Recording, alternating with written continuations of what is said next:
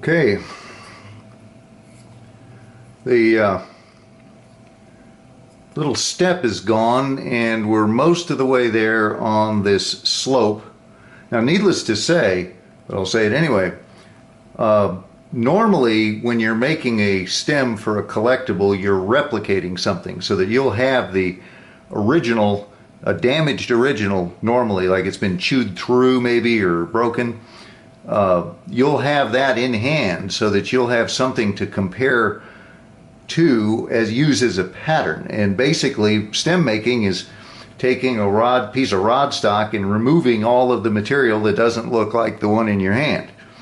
But here we're having to do it just by how we know Dunhill made their stems, and they had a kind of a gentle upslope and then a sudden turn. It's not quite the same as the Scandinavian technique, but any Dunhill pipe, pre-war, or not pre-war, but pre-1970 or so, will have this type of slope to it. But that's neither here nor there. If you're making replicas, you know that you want it to look exactly a certain way. So just do whatever study you need to, get a hold of copies, borrow a pipe from a friend, whatever, and use it as a pattern. Okay, wait a minute, we're not quite ready to take that off yet. One more thing to show you here. Once we've gone about as far as we can with the Pippin files, we're going to use a sanding tool that I kind of invented. It's simply a piece of rod. It's plastic rod, although a piece of aluminum tubing or steel tubing will do, and it's about 1/4 inch in diameter. This is a section of mouse pad. Remember when they had mice that you roller balls in the mice for computers? You can still buy those pads for practically nothing. And take a chunk of that and tape each end. Don't worry that it flares here. You do want some squish here. If you put sandpaper over a hard object, it'll glaze and it doesn't work well. You have to have some flex in it. And this is, I believe, 240, something like that. And get the thin back paper for this, not the stiff stuff, but this is a fairly thin, it's not waterproof, but it works really well. Grab it like so, and you can roll it. And how you do this, you want it to be this is way too long, but it needs to be, probably 8 or 10 inches so that you have the heel of your hand here is supporting that. And you're doing this motion with it.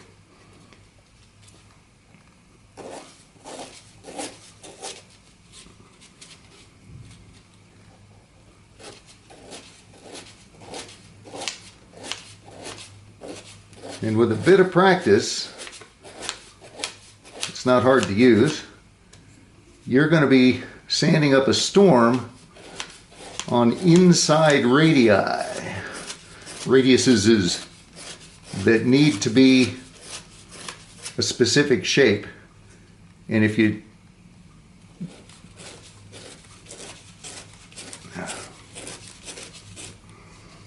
as that rolls, you kind of have to keep it aligned. This takes a little practice, but it's not as bad as it probably looks. Anytime you do something for a camera, you know, it makes people fidgety. But so this one you're seeing in real time here, so I can yammer on about sandpaper and such. Oh, looking good.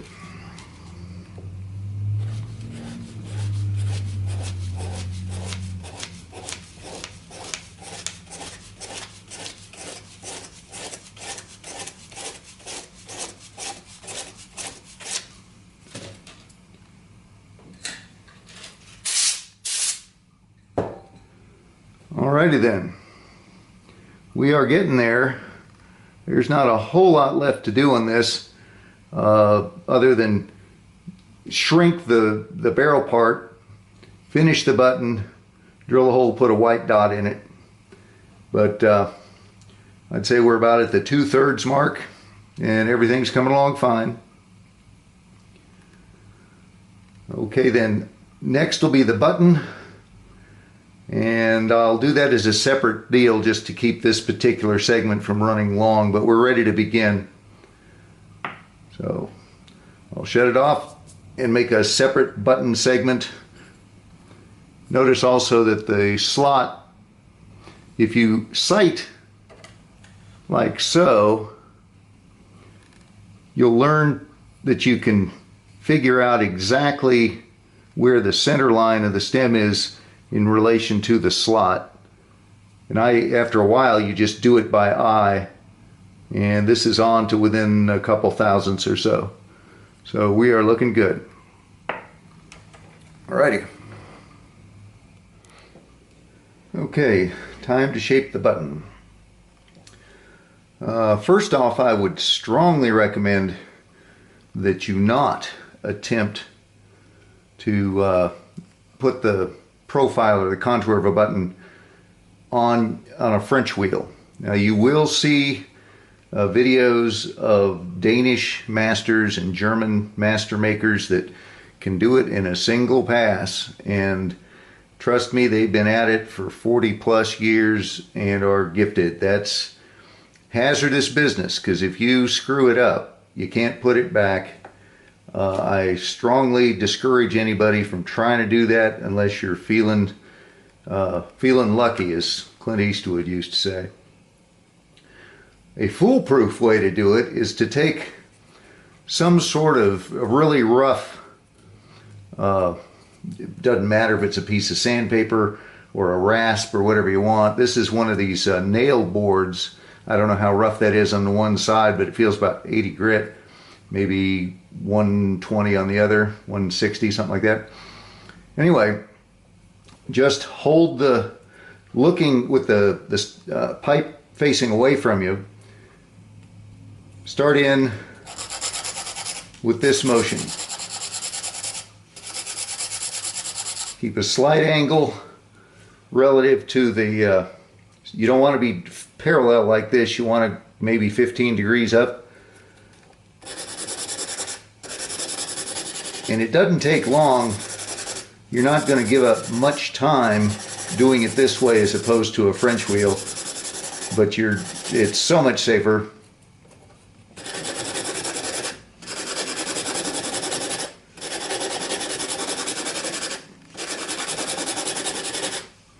And what we'll be shooting for, I've got another stem here.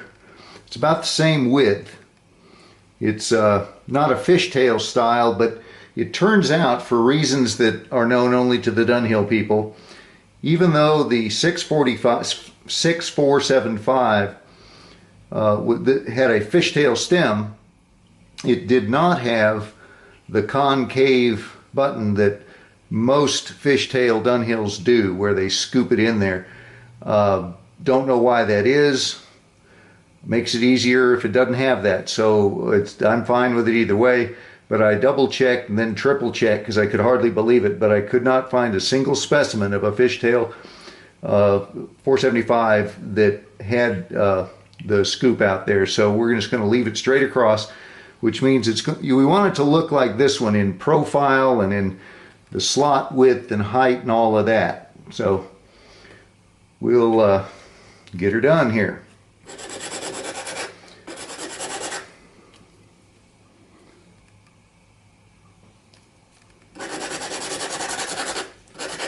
I'll do one side and then shut off the camera and finish the other so you don't watch a repetitive motion. That's the worst part about doing this stuff on video as opposed to in person.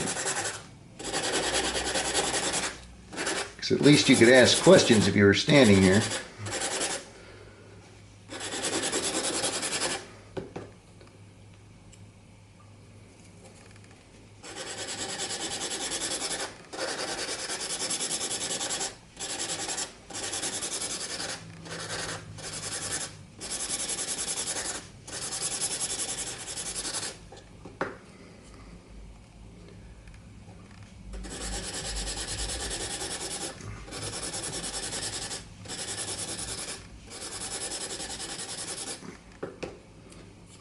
Okay, that's about, it's a little tall yet, but I'd rather creep up on it.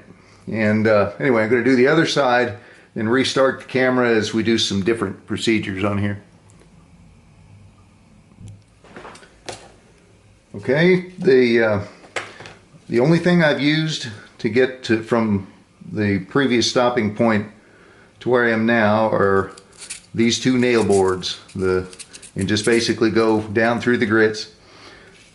You can check all of what you need to know by comparing them face to face and the profile side to side, the end. Now this isn't finished yet, but you see that the shape of the button is very close at this point.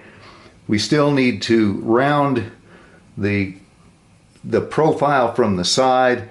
Dunhill, more than any other brand, had just a hump there. It's almost but not quite just a simple rounded shape like that, and then you expand the slot to fill a certain percentage of the face of the button.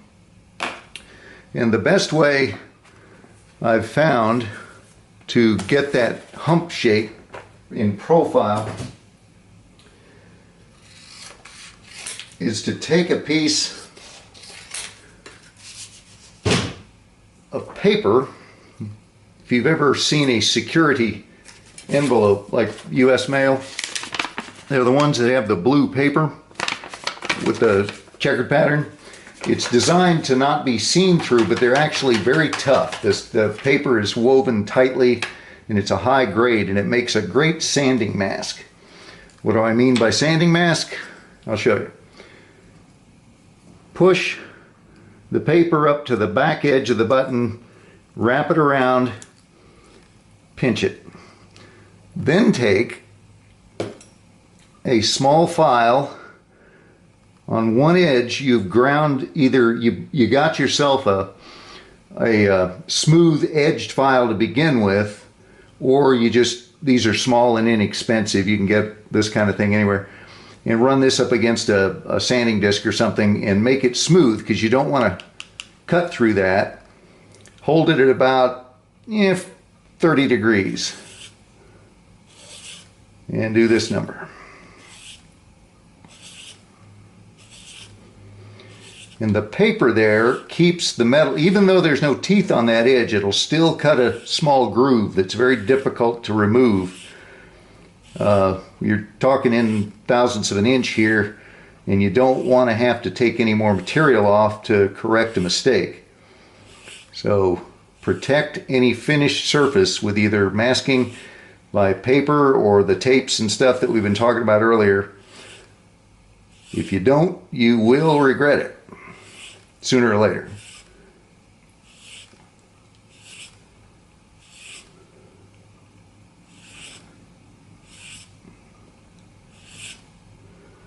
And you do that for a while, and then take a piece of, what would be good, about 400 would probably be good. Here we go. My apologies for not having this ready, but so it is. Okay, 400 grit, wet or dry, and then just start doing this.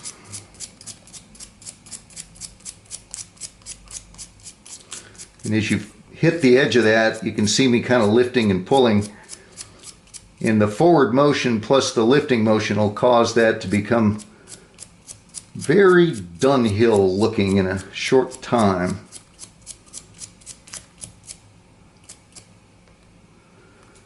Like so.